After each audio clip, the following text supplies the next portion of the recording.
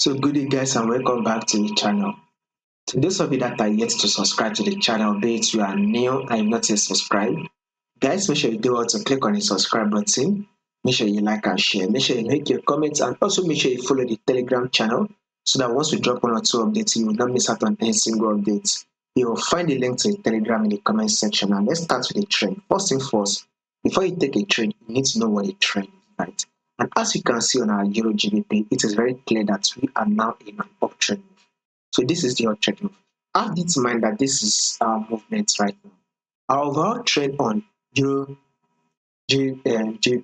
is an uptrend move. The overall trend, right, is an uptrend move, right? But when you take a look at what EURGBP is doing currently, you see that market is dropping repeatedly, and it is tapping our support level. So once there was a time the markets literally rallied up, it chose to tap our support zone, right? The market eventually rallied up, right? Then it eventually rejected and tried to tap our support level. Market eventually rallied up right here. Then it rejected and tried to tap our support level.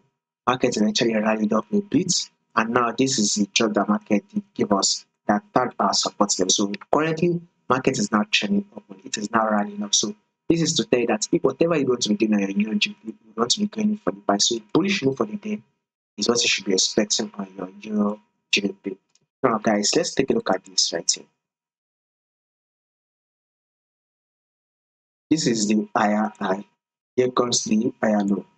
Market then did push up again to form a new higher high. Here comes the higher low.